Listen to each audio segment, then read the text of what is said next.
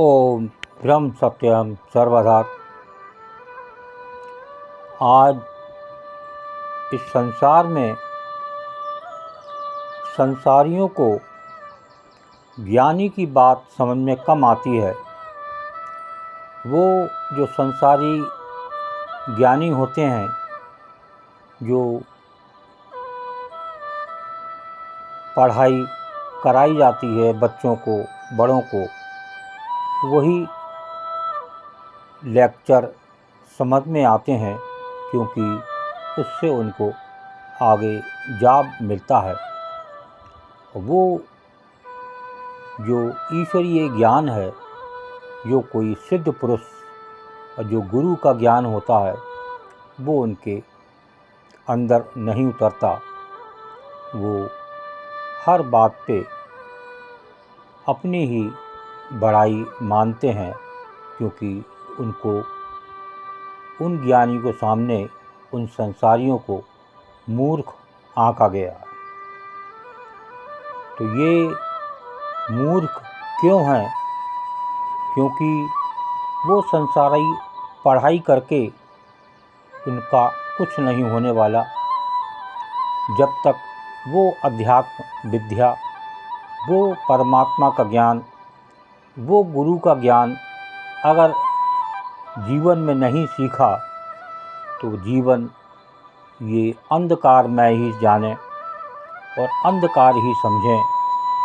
वो संसारी अंत में बड़े दुख और निराश के साथ इस संसार से विदा होगा। उसे कहीं कुछ मिलने वाला नहीं है। एक नौकरी मिल सकती है, लेकिन उसकी भी सीमा होती है। उसके बाद वो क्या करेगा?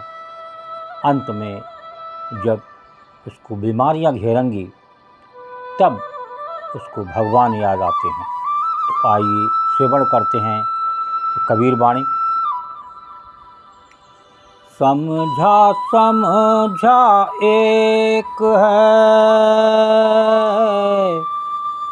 समझा समझा एक है, अनसमझे सो मौन।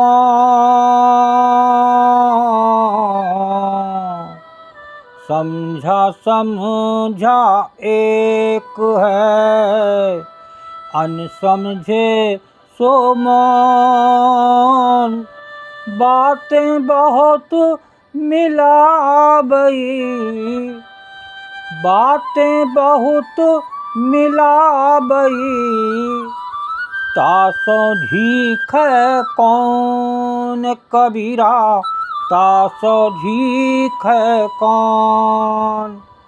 समझा समझा एक है, अनसमझे सो मौन। बातें बहुत मिलावई, तासो झीक कौन।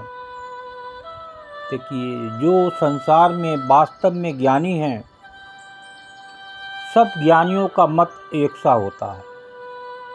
जितने भी संसार में उन ज्ञानियों की बात हो रही है जो वास्तव में ज्ञानी है, जो वास्तव में आध्यात्मिक विद्या को सीखना चाहता है, शास्त्र को पढ़ना चाहता है, गुरु की वाणी को समझना चाहता है, तो वो समझ में आती है। पढ़ के, मन से सुन के, बार बार उसका मनन किया जाता है, तब वो वाणी का सार समझ में आता है। एक बार पढ़ने से तो वो एक कान से सुनकर दूसरे कान से निकल जाती है। कुछ बात पल्ले वाली नहीं है। तो यहाँ संत कबीर दास जी बताने की कोशिश कर रहे हैं, समझा समझा एक है, अनसमझे सो मौन। बातें बहुत मिलावई, तासो झीक कौन। सब ज्ञानियों का मत एक सा होता है। वे मूर्खों के सामने मौन रहते हैं। उन्हें पता है ये संसारी मूर्ख है, इसे अध्यात्म विद्या की ABCD ना मालूम हो, तो वो उसको सबसे बड़ा मूर्ख ही कहा जाएगा। क्यों? क्योंकि जिस लिए इस संसार में आए, अध्यात्म ज्ञान को सीखने के लिए आए और पड़ गए संसारी पढ़ाई के चक्कर में, तो उससे ये चोला आपका आवागमन से मुक्त होने वाला नहीं है। वो आवागमन से मुक्त होगा वो आध्यात्मिक विद्या, वो गुरु के साथ, वो गुरु की वाणी जब आप पढ़ेंगे, उसको समझेंगे, बार बार सत्संग का को श्रवण करेंगे, तो सत्संगशाला में उनका अर्थ बताया जाता है, वो वाणी क्या संदेश दे रही हैं उसके बारे में ज्ञान दिया जाता है। लेकिन वहाँ भी वो संसारी मूर्खों की तरह बैठा रहता है, एक कान से सुनकर दूसरे कान से वो निकाल देता है। क्यों?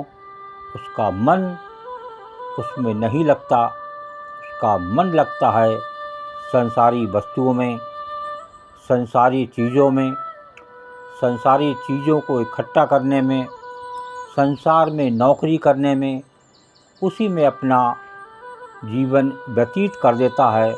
और अंत में वो ऐसा व्यक्ति जिसने कभी अध्यात्म विद्या का ज्ञान नहीं लिया, ना सीखा, ना सत्संग को अटेंड किया, तो गुरुदेव की बहुत बड़ी चेतावनी, जिस छत के नीचे सत्संग नहीं, वो एक दिन ऐसे महल, ऐसी कोठी तबाह हो जाएंगे। ये बहुत बड़ी एक सत्पुरुष की चेतावनी है।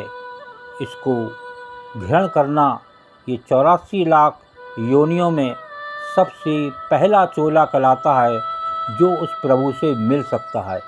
आने पर भी वो उससे मुलाकात नहीं करी और वो संसारियों के चक्कर में पड़ा रहा, तो निश्चित है वो संसार में ही गोता लगाता रहेगा। उस प्रभु को याद करें, उस प्रभु का सिमरन करें, तभी बात बनने वाली है। ओम ब्रह्म सत्यम सर्वदा। दास की कबीर वाणी अच्छी लगी हो तो ज़रूर शेयर करें ताकि और भी लोग इसका आनंद लें। ओम ब्रह्म सत्यम सर्वदा।